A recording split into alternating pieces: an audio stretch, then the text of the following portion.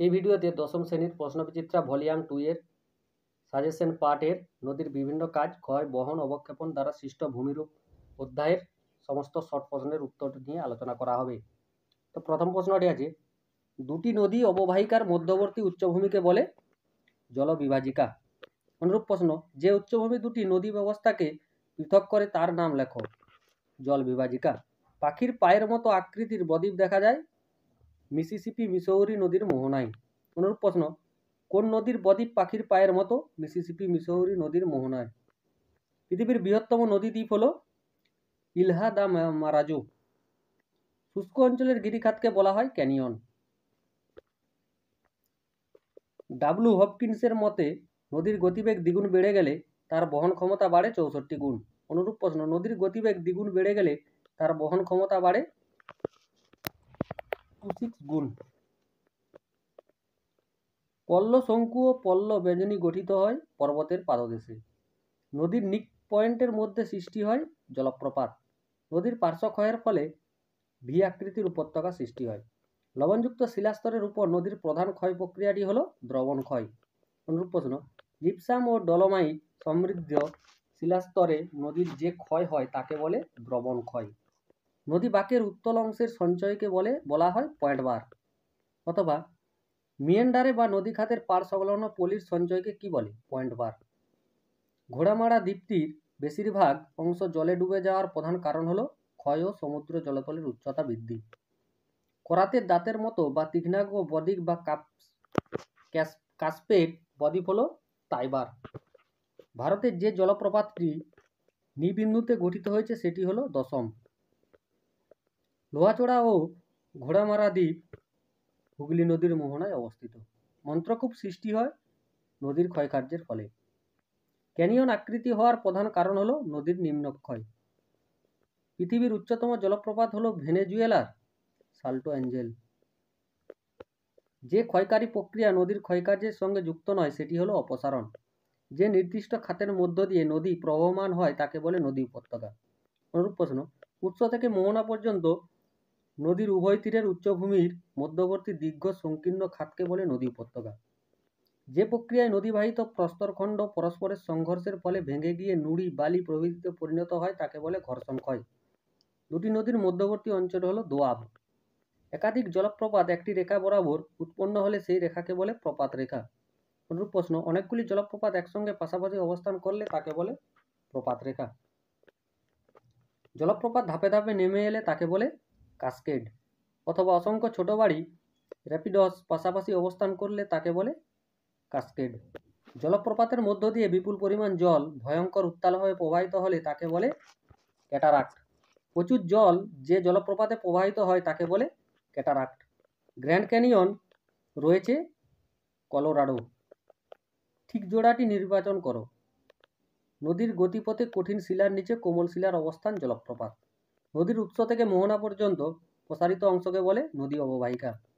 নদীবাহিত নুড়ি, বোল্ডার নদীর গতির সঙ্গে গতিপ্রাপ্ত হয়ে লাফিয়ে লাফিয়ে নদীর তলদেশে ক্ষয় করার প্রক্রিয়াকে বলে অবঘর্ষ। অথবা নদীর তলদেশের সঙ্গে নদীবাহিত শিলাখণ্ডের আঘাতকে কি বলে? অবঘর্ষ। প্রপাতকূপ জলপ্রপাতের পাদদেশে তৈরি হয়। জলপ্রপাতের পাদদেশে মন্ত্রকূপের সৃষ্টি হয় অশুদ্ধ। নদীর পুনর্যৌবন লাভের ফলে গঠিত হয় নদীমঞ্চ। পৃথিবীর বৃহত্তম বদ্বীপ গঙ্গা ব্রহ্মপুত্র বদ্বীপ। নদীর গতিবেগের সঙ্গে বহন ক্ষমতা বৃদ্ধির যে সম্পর্ক তাকে বলে যষ্ঠঘাতের সূত্র। ভারতের নায়াগ্রা গ্রামের নামে পরিচিত চিত্রকূট। গঙ্গা ব্রহ্মপুত্রের বদ্বীপ হল ধনুকাকৃতি বদ্বীপ। ভারতের যে নদীর মোহনায় কোনো বদ্বীপ গড়ে ওঠেনি সেটি হলো নর্মদা। সুন্দরবনের কোন দ্বীপ বিশ্ব উষ্ণায়নের প্রভাবে সম্পূর্ণ নিমজ্জিত হয়েছে? লোহচড়া, ঘোড়ামারা। অনুরূপ প্রশ্ন, লোহাচড়া, নিউমুর, ঘোড়ামারা দ্বীপগুলি সমুদ্র নিমজ্জিত হওয়ার কারণ বিশ্ব উষ্ণায়ন। নদী বাঁকের কোন দিকে ক্ষয় বেশি ঘটে? অবতল দিকে। অথবা নদী বাঁকে জল সরাসরি আঘাত করে কোন প্রকার ঢালের সৃষ্টি করে? খাড়া ঢাল। বিশ্বের গভীরতম গিরিখাত কোনটি? নেপালের কালীগণ্ডকী নদীর গিরিখাত অন্ধাগালচি। পার্বত্য গতিতে কোন প্রক্রিয়ায় নদী খাতে মন্থকূপ সৃষ্টি হয়? অবঘর্ষ। নদীর জলপ্রবাহ মাপার এককগুলির নাম লেখো। কিউসেক ও কিউমেক। পৃথিবীর বৃহত্তম নদী অববাহিকার উপত্যকার নাম কি? আমাজন নদী অববাহিকা। পৃথিবীর বৃহত্তম জলবিভাজিকাটির নাম কি? মধ্য এশিয়ার উচ্চভূমি। অনুরূপ প্রশ্ন, পৃথিবীর বিখ্যাত জলবিভাজিকা হল মধ্য এশিয়া উচ্চভূমি। নদীর কোন গতিতে জলপ্রপাত বেশি দেখা যায়? উচ্চ গতিতে। বড় মাপের র্যাপিডকে কি বলা হয়? ক্যাটারাক্ট। পৃথিবীর সুদৃশ্যতম জলপ্রপাত নায়াগ্রা কোন নদীতে সৃষ্টি হয়েছে? সেন্ট লরেন্স নদীতে। নদীর মোহনায় গড়ে ওঠা প্রায় ত্রিকোণাকৃতি ভূমিরূপের নাম কি? বদ্বীপ। চুনাপাথরযুক্ত অঞ্চলে নদীর ক্ষয়কার্যে কোন প্রক্রিয়ার প্রাধান্য দেখা যায়? দ্রবণ। সুবর্ণরেখা নদীর বদ্বীপ কোন ধরনের বদ্বীপ? কাসপেট বদ্বীপ। অথবা কাসপেট বদ্বীপ ভারতের ড্যাশ নদীতে দেখা যায়? সুবর্ণরেখা নদীতে দেখা যায়। পৃথিবীর দীর্ঘতম খাড়িটি কোন নদীর মোহনায় অবস্থিত? ওব নদীর মোহনায়। কোন নদীতে ভারতের গ্র্যান্ড ক্যানিয়ন দেখা যায়? শিলাবতী নদীতে। শূন্যস্থান পূরণ করো পরের প্রশ্নগুলি। ড্যাশ নদীর নাম অনুসারে নদীতে সৃষ্ট বাঁক মিয়েন্ডার নামে পরিচিত? তুরস্কের মিয়েন্ড্রস। ভারতের বৃহত্তম নদীগঠিত দ্বীপ হল ড্যাশ মাজুলি। নদীগর্ভে অবঘর্ষ প্রক্রিয়া সৃষ্ট গর্তগুলিকে ড্যাশ বলে? মন্থকূপ। অনুরূপ প্রশ্ন, ব্রহ্মপুত্র নদে সৃষ্টি হয়েছে ভারতের বৃহত্তম নদী দ্বীপ ড্যাশ মাজুলি। অথবা নদী খাতে সৃষ্ট বেলনাকৃতি গহ্বরকে বলে? প্লাঞ্জ পুল। নদী খাতে তলদেশে সৃষ্ট বর্তুলাকার গর্তকে বলা হয় মন্থকূপ। নিম্নদের বদ্বীপ ড্যাশ আকৃতির? ধনুকাকৃতির।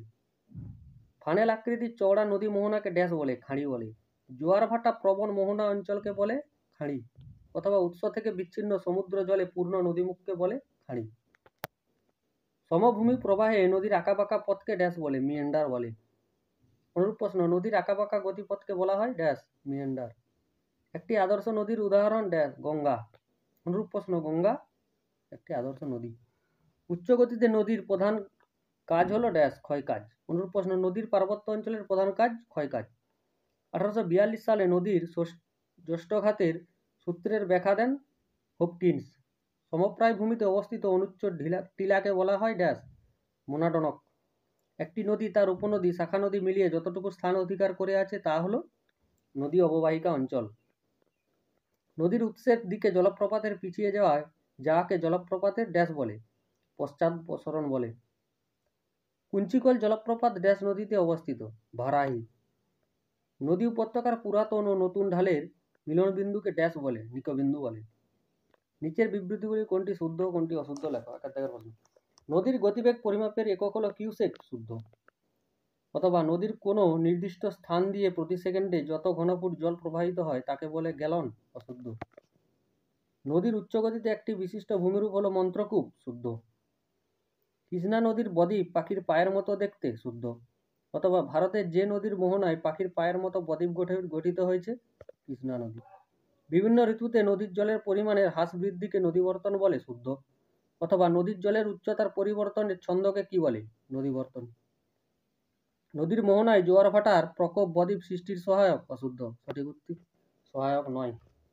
ক্যানিয়ন ভূমিরূপ সৃষ্টি হয় হিমবাহের ক্ষয়কার্যের ফলে? অশুদ্ধ। সঠিক উত্তর নদীর ক্ষয়কার্যের ফলে। ক্যানিয়ন আয় আকৃতির হয়? শুদ্ধ।